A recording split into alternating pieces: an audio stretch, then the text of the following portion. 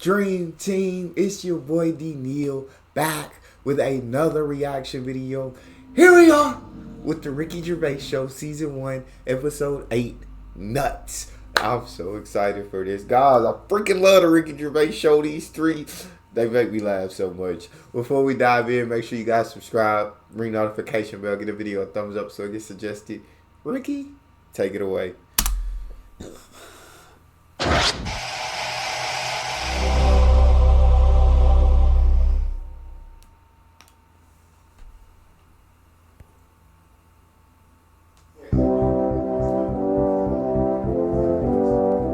For the past few years, Ricky Gervais, Stephen Merchant, and Carl Pilkington have been meeting regularly for a series of pointless conversations. This is one of them. Testing. Is that all right? Oh, I'm so excited. Hello and welcome to the Ricky Gervais Show with me, Ricky Gervais, Stephen Merchant. Hello. And the little round-headed buffoon that is Carl Pilkington. All right.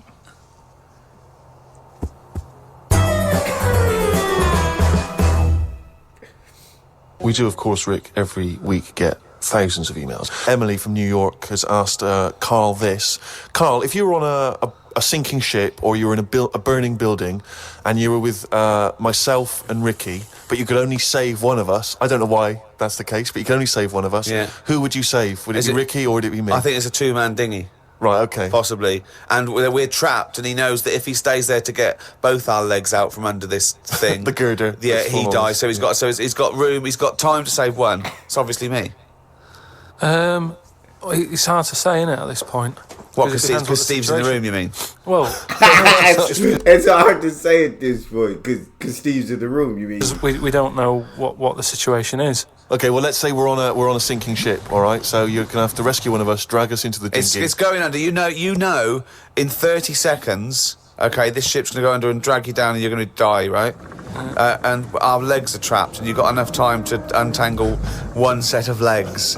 Whose legs do you untangle?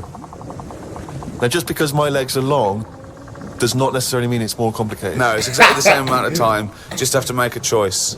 A terrible choice that Steve would not, hate you for. Well, no, listen, this is won't be around for long. He's going to drown in 30 seconds. Well, forget him. So bear in mind this, Carl. You are going to be stuck in a dinghy with Ricky Gervais, and who knows how long that's going to take. Think of all the head squeezing that's going to be going on, the comments, the wind up. And do you honestly think that he's going to, if there's any provisions, that he's going to split them evenly with you? I mean, he's going to have drunk all the water, and there's only going to be about half an hour in. The food's going to be gone. Look at his gut. Look how much, of the food he's going to have to eat, the baked beans that you've got on board. Whereas me, you know how generous I am. I'm always sort of helping you out. Oh, there we go, Carl. I think he's put the nail in his own coffin there. You know how generous I am, Carl. Let's talk about that, Carl. Come on, think about that one. Yeah, I mean, have you forgot about that, Steve? What? the time when we went for a coffee and we had to have a bit of a heated debate about the 50p change. Yeah, you owed me 50p, and you decided you didn't want to give it to me because it was only 50p. And my point was, it's not a question of 50p, it's the fact that it's not your decision to decide not to give it to me. If I wanted to be generous, that's my decision, but you can't go, oh, it's only 50p, Steve. It's my decision who But you just given him a free keg of beer. He said, well, it's my decision who to save here. Yeah. But that did not come to you, and you didn't pay for the free keg of beer. It was a promotional thing that was sent to you. It's the same thing as the way I gave Suzanne my leaving present from my last job. A lot of people may not be aware of this if they haven't heard us talking about it before. Yes, but you had a gift from your work as you were leaving after however many years of service, which you then gave straight to your girlfriend without telling her that it had been received from people at work. Doesn't matter, she wanted the camera. It's the same thing as you. You wanted that lager that I got for free. It hasn't cost you anything. It doesn't matter where I got it from. So you now decide, because you've given me a free crate of lager, that you can now say, oh, actually, I'm not, in the future, I'll just take your money, Steve, on a whim. Well, listen, stop arguing like this. You're rocking the dinghy. Carl, have some of my cheese. Imagine if he would ever say that. Can you imagine him ever offering you any of his cheese? Are you going to say it, Carl, mate? I don't want to say. Well, think about it and... I might do a sort of a for and against or something, and then so the conclusion is... Okay, all right. Oh, my God. Well, I've been waiting for this for a week. It's a regular feature now.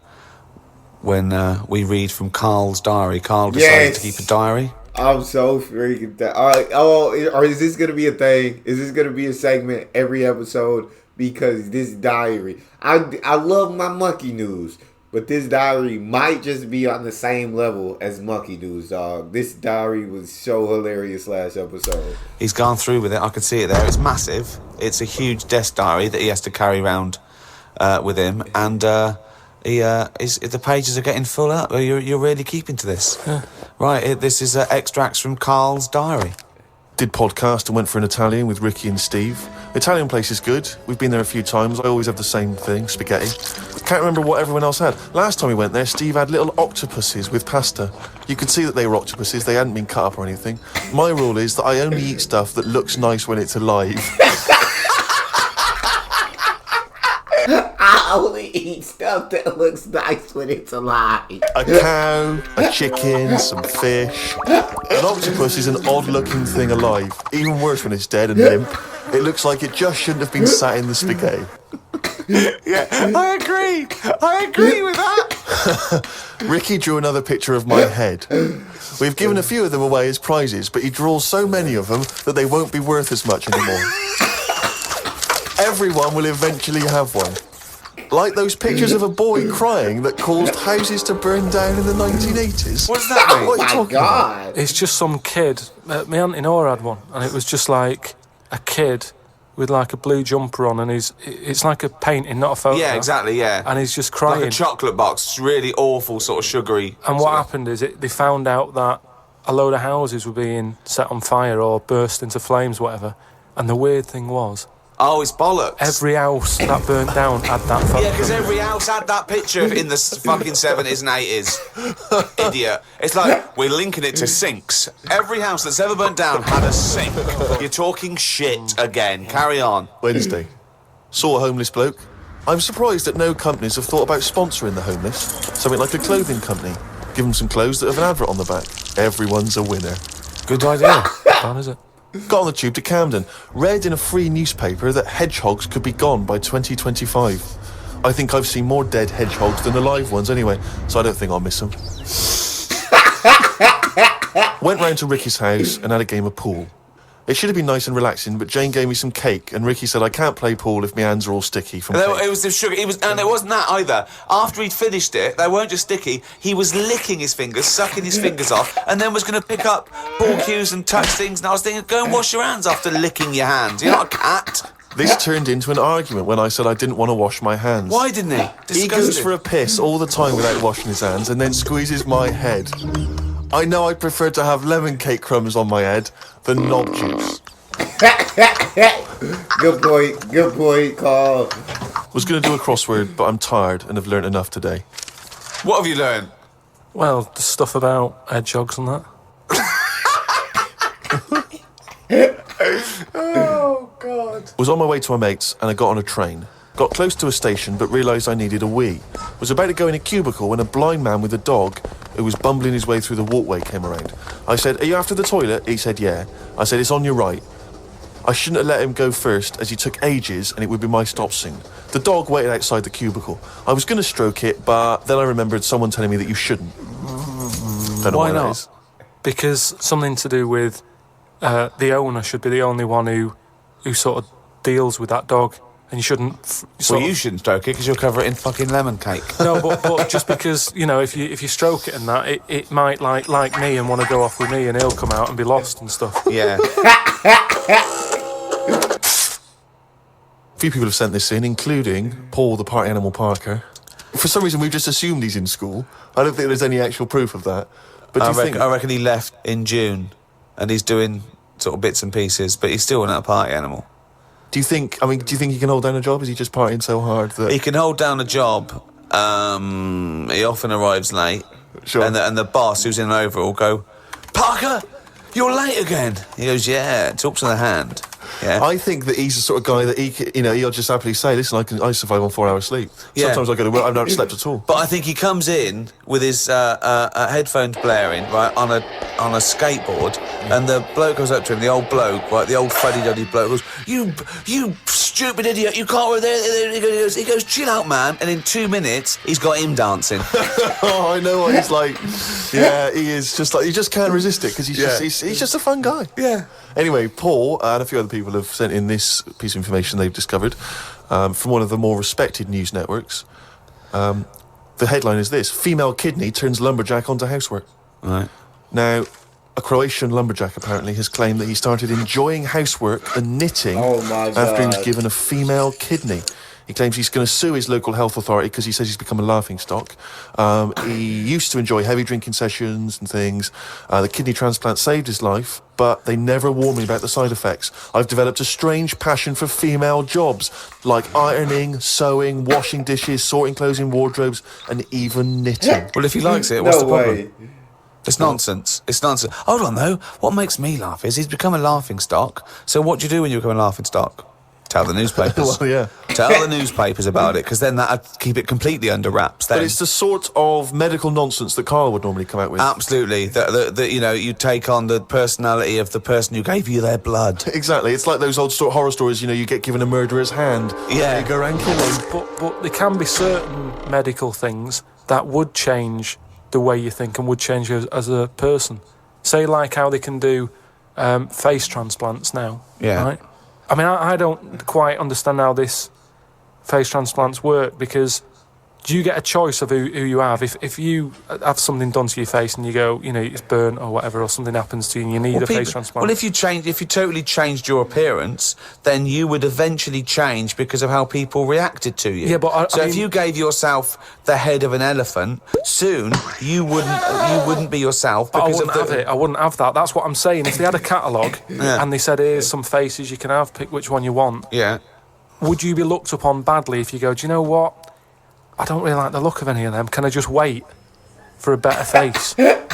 Or at this moment in time, have you just got to take what's on offer? Carl, there's no one I feel like I'm pretty sure that you're going to be very willing to take what's on offer, because your face is burnt up or whatever happened to looking it. through catalogues at faces they might be able to have in No, the they face do now because of the face transplant thing. But who are these people putting their face up for? They wait till someone. Yeah, I know, but at some point, well, I tell you what, I would not have a face transplant if I haven't seen the face before I'm going to have it. You had to. I want to see what I'm having. Because I could end up with anything. You mentioned elephant's head. What, do you know what I mean? Whose head are they going to use? Is it the latest thing that's died? Oh, well, this got run over before. Yeah, I'll stick this on your head. But where has this come from? Where are these mind? Where are these faces queuing up to be popped on a skull? Where do you think they have got time to put all these? Maybe this is why it won't catch on. I don't know. This is extraordinary. You've created in your own head the existence of this pamphlet, and now you're defending it, even though we don't know it even exists. And you're this skull on a hospital bed going, I'm not having that. I don't like the look of him. He looks a bit shifty. I don't like that. Oh, no. Can I ask this now? Let's say we'd passed away sadly in something terribly tragic. The nation's mourned. You know, it's terrible. It's like one of the great national disasters. But you, at the same time, you survived the accident, okay, but your face is hideously disfigured. You can take either Ricky's face or mine to have. I'm surprised you're asking this, though, Steve. I mean, it's just, it doesn't seem like any of them is like a great option. Oh, thanks. And this is what I'm saying about the catalogue. If those two were on offer, I might go, do you know what? Pop in again tomorrow. Bring in another booklet. I might go, you know what? Pop in again tomorrow. Bring in another booklet. We'll see from there.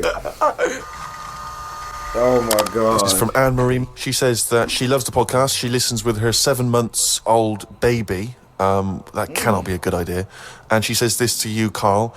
If you had children, what is the most important lesson you'd want to teach them? I mean, in a way, if you sort of look after a kid too much, it doesn't learn that much. But if you let it learn by its mistakes, it'll probably grow up all right. But there are some mistakes you can't afford it to make to learn from. Yeah, driving a car the wrong way down a motorway. Testing if the fire really is hot. No, but say like the time... Does broken glass really taste horrible? These are lessons you don't want it to learn from mistakes. You can tell them that. Yeah, but what exactly. I mean is there's certain things that I just think there was a kid who grew up in our avenue, right, on the estate, who, when it was born, right, we kind of thought it's got no chance, this kid, because its man was a bit of a rumman. You know, A rumman? Where's that? No, just like, you know, she like going out and having a fag and like having a drink, and she's never at home. It's the one who had the horse in the house. Sure. Right, which I don't want to go over. But It's old news. it's out there, isn't it, if you want to find out about the horse in the house. But she had a kid, and everyone was pretty surprised when they saw it because it was a good-looking kid. Right? She was surprised because, like, you know, the man wasn't that good-looking, the dad was a bit rough. But it came out, and she was showing it around the avenue, going, "Look at this I've had."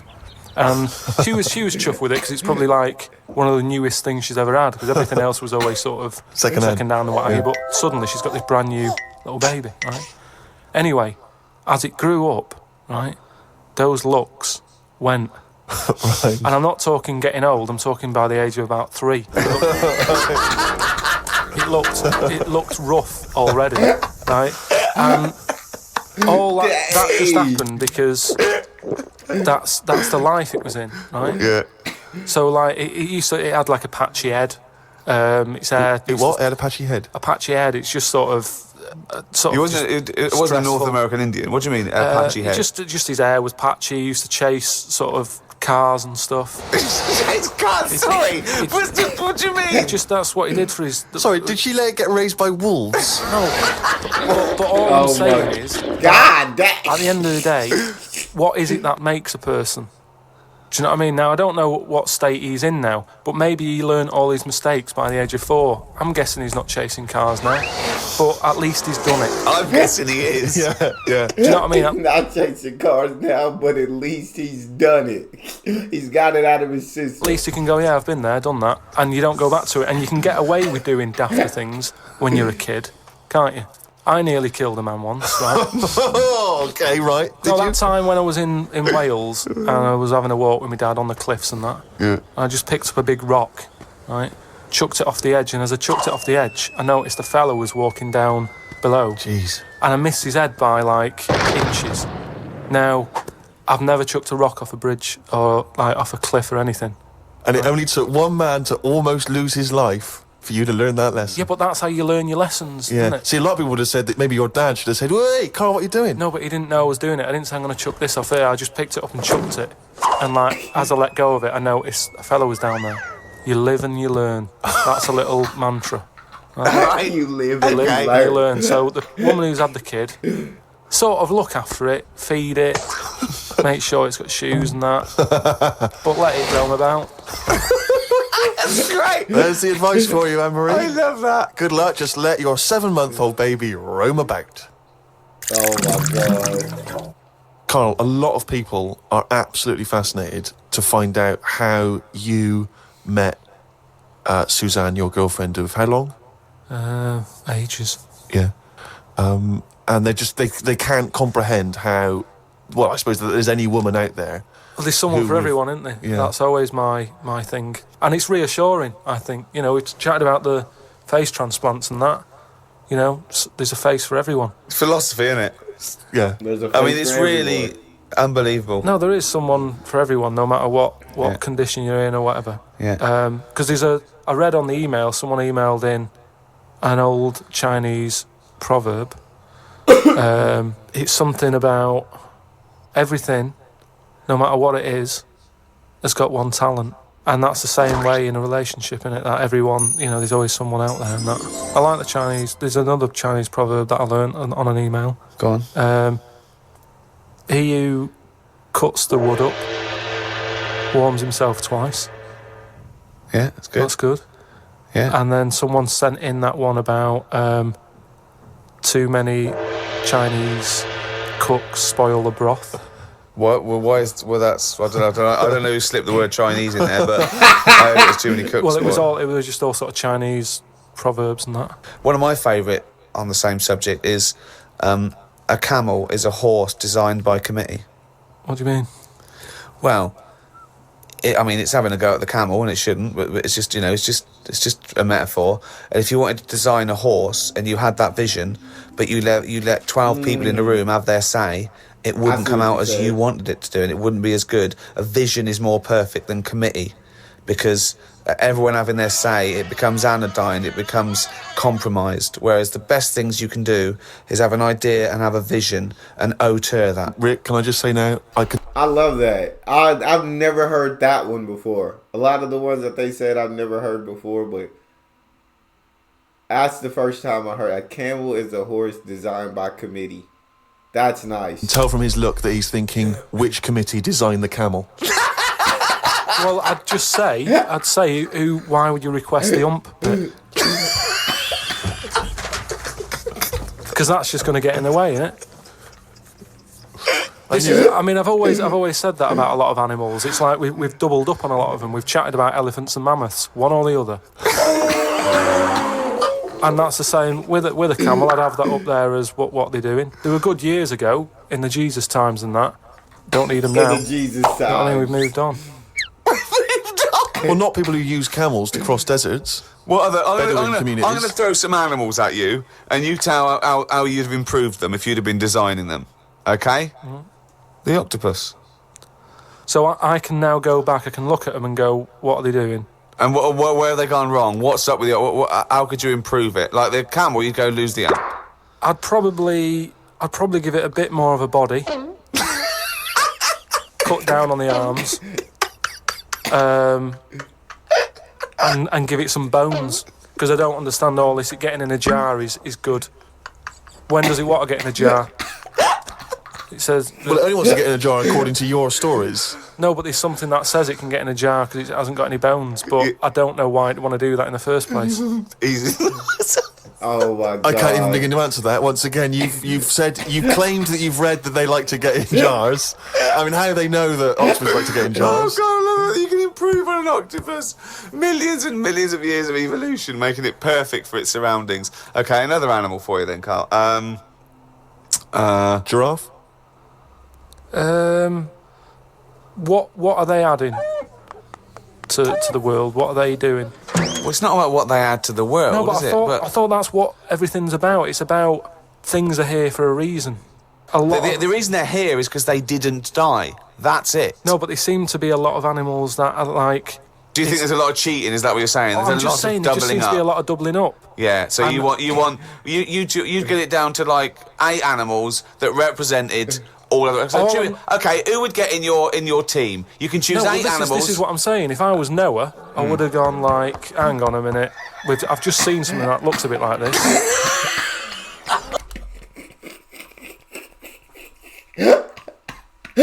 I would have gone. I got a minute. I just see something that looks a bit like this, so we can't let you in.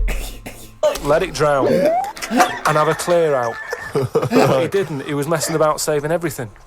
He was instructed by God to save everything, to be fair to him. Yeah, but if he's been given that job, for me, he's sort of manager of that job. So you believe With Noah management. as well? You Well- believe Noah happened as well, and he built a boat big enough to catch 2 of every species. You actually believe that as fact, do you?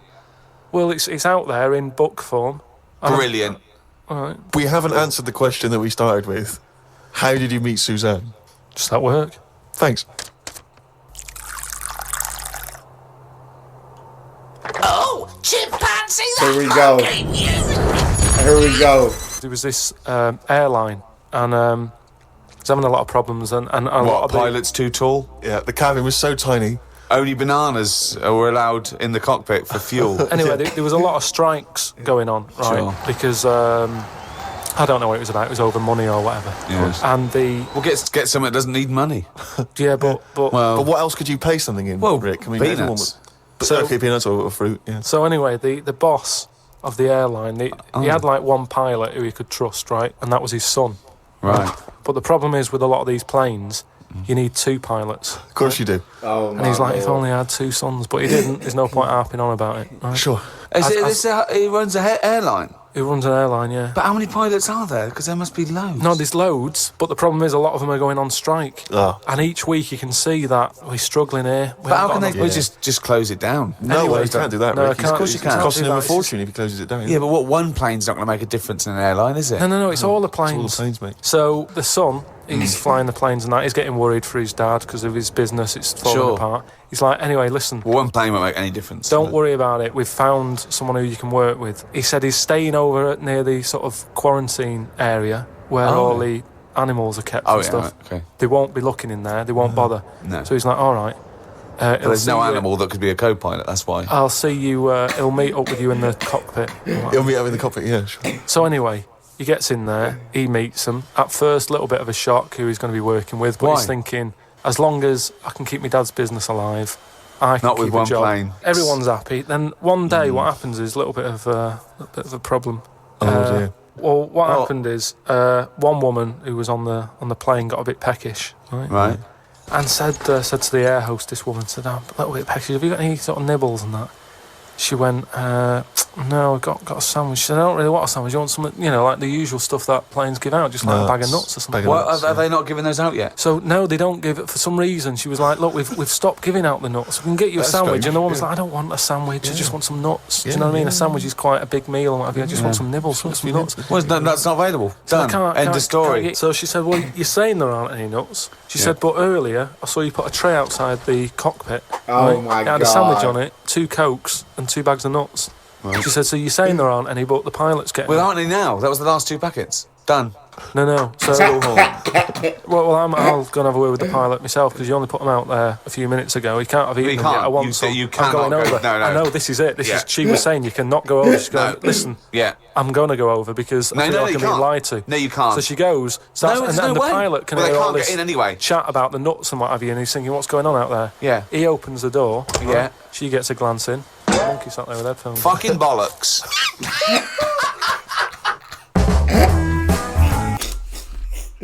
Well, I absolutely love the Ricky Gervais show. It's just pure. They're just talking nonsense the whole time, and they make it 100% entertaining. That's all we got. Make sure y'all subscribe, ring notification bell, get a video a thumbs up. It's your boy D Neil out.